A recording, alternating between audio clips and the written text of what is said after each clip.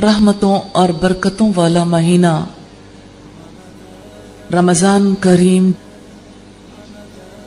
آخری عشرے کی ہر طاق رات کے بارے میں محمد رسول اللہ صلی اللہ علیہ وسلم نے توجہ دلائی کہ ان میں لیلۃ القدر کو تلاش کریں.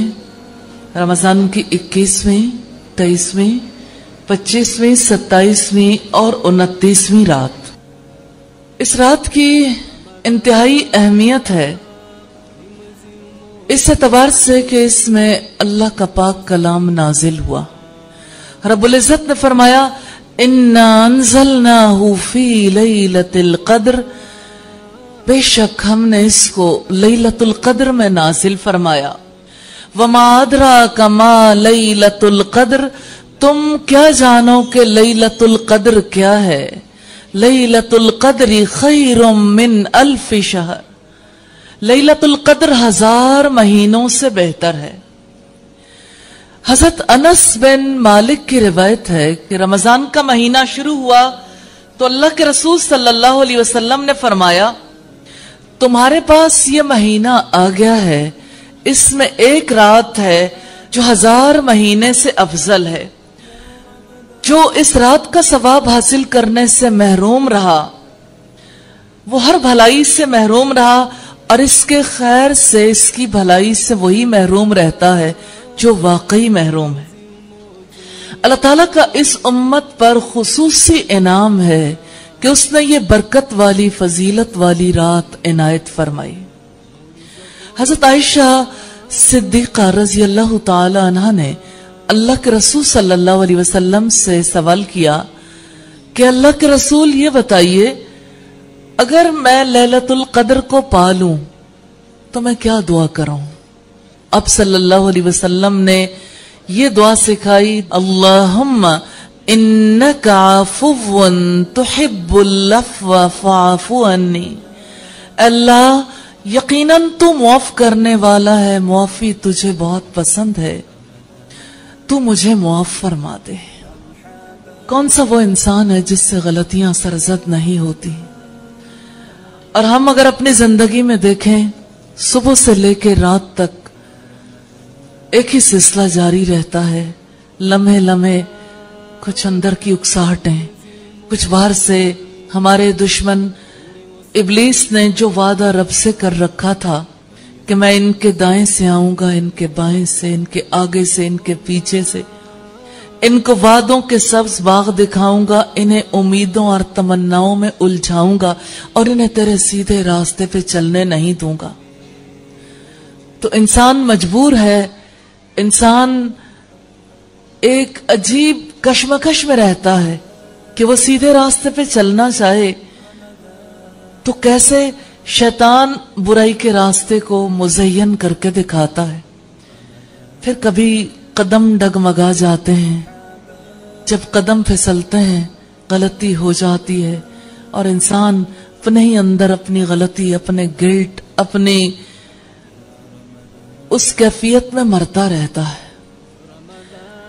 پھر اسے شیطان یہ کہتا ہے کہ تم تو اتنے گناہگار ہو، کس منہ سے رب کے پاس جاؤ گے؟ وہ جیسے غالب نے کہا کعبے کس منہ سے جاؤ گے غالب، شرم تم کو مگر نہیں آتی. تو وہ رب کتنا مہربان ہے، توبہ کا دروازہ کھولتا ہے، اپنی طرف آنے کے راستے دکھاتا ہے.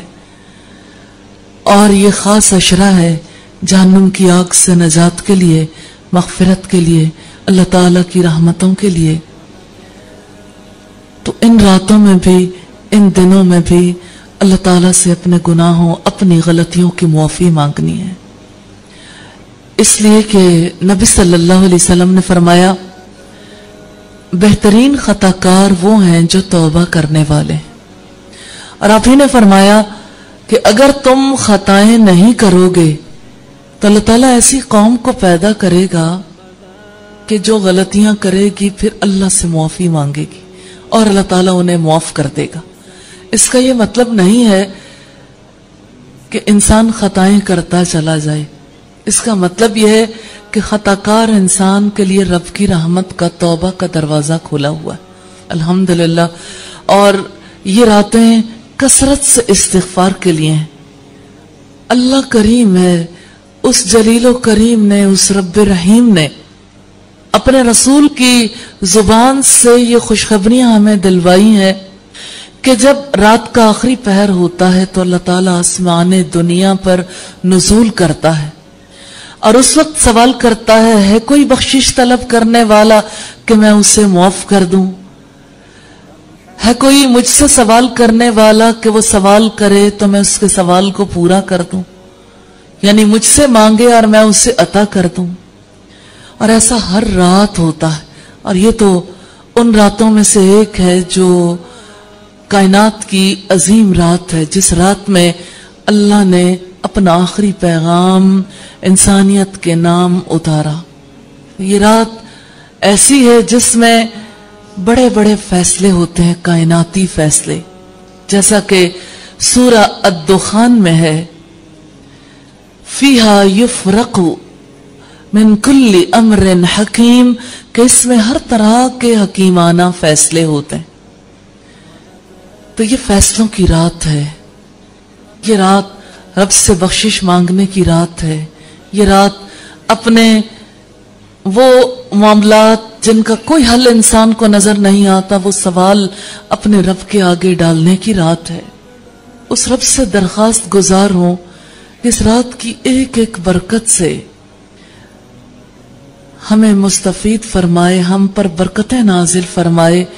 اور اللہ تعالیٰ سے اس رات میں آج تک جس نے جو دعائیں مانگی، جو اس کے انبیاء نے مانگی، جو صالحین نے مانگی، جو شہداء نے مانگی، جو مومنین نے مانگی، صدیقین نے مانگی، اللہ تعالیٰ ہم سے بھی ان ساری دعاؤں کو قبول کر لے اور اللہ تعالیٰ ان ساری دعاؤں کو پورا فرما دے.